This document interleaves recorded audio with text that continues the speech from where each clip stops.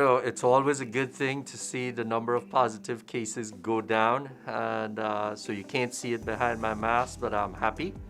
I'm cautiously optimistic.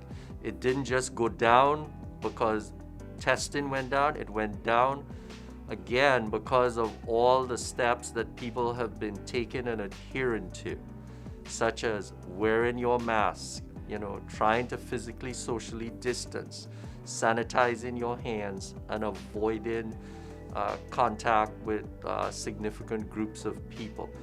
We want people to interact. It's part of our human nature, but you gotta limit the amount of interaction, the length, and the number.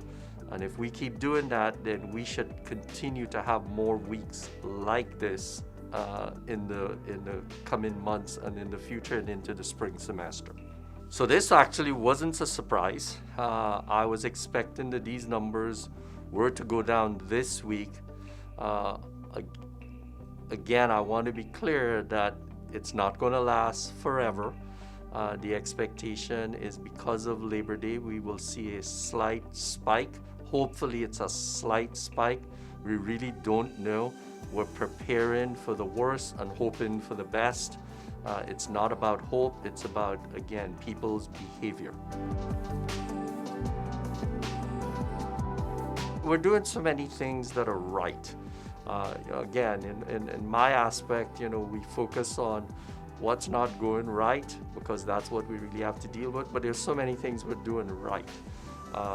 People are wearing their masks, people are doing their health checks, people are trying to distance themselves and limit the size of the group. The faculty and staff are doing their part in executing that. We're supporting the students and trying to make this as successful as we can a semester at Auburn.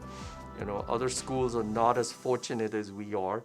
Some schools are totally online, they've shut down. We have been, Auburn strong and continue to be committed towards trying to make this a successful semester, and we're all committed to that. So this commitment, again, are all the right things that we are doing.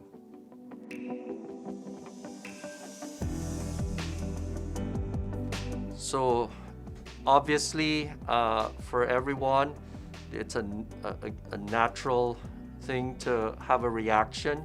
We did not overreact when the numbers were bad. We do not want to underreact when the numbers are good. We need to be consistent. We need to be committed. Again, commitment is contagious, and that's what we're looking for. And if we can just stick to what has worked and continues to work, we will position ourselves towards finishing a very successful fall semester and getting ourselves ready and resilient for the spring.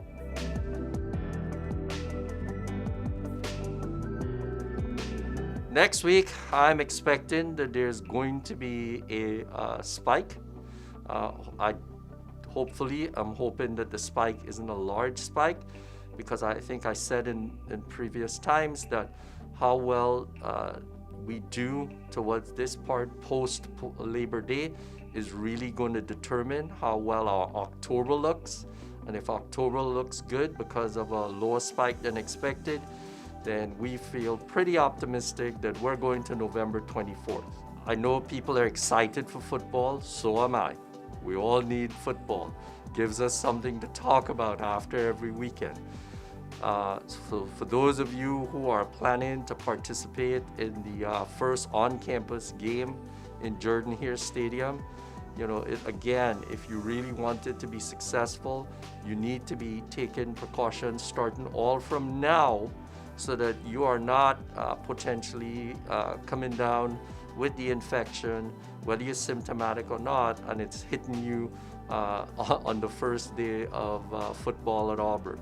So take your precautions now, which will the reward will be you can enjoy a really successful football weekend.